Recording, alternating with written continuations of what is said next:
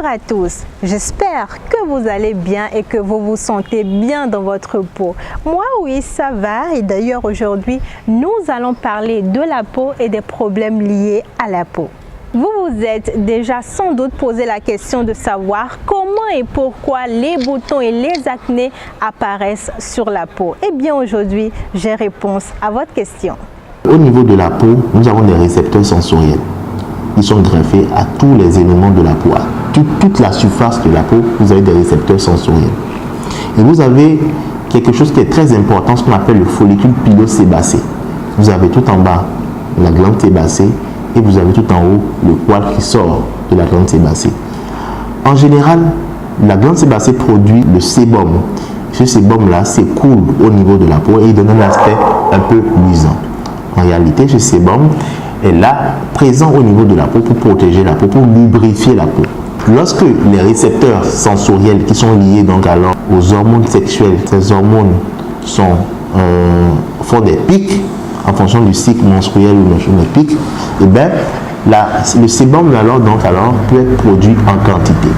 Et lorsque ce sébum est produit en quantité, donc alors il va gonfler en général le canal pilosébacé et des fois, il se fait que des fois, lié à l'environnement, des bactéries puissent pénétrer au niveau de cette glande sébacée. Tout comme moi, vous les combattez au quotidien, mais saviez-vous que la pollution de l'environnement est un facteur d'apparition de ces impuretés sur la peau? La première des choses que nous avons, c'est les maladies allergiques.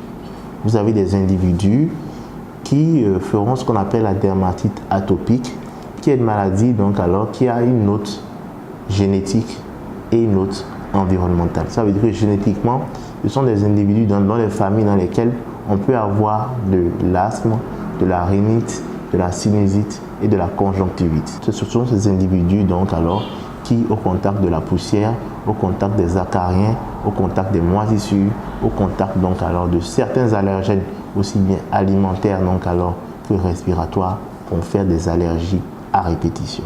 Dans des environnements où il fait chaud et il fait humide.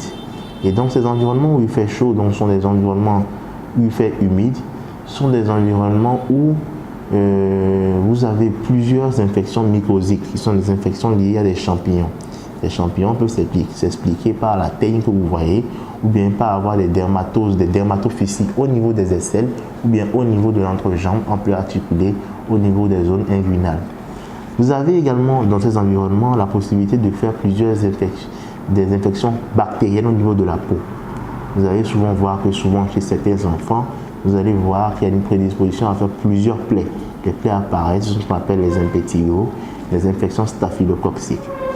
Santé et beauté vont de pair. Retenez qu'un environnement propre et sain est gage d'une bonne santé et beauté. La formule est désormais connue. Envie d'une bonne santé, prends soin de ton environnement. Ils sont liés pour la vie.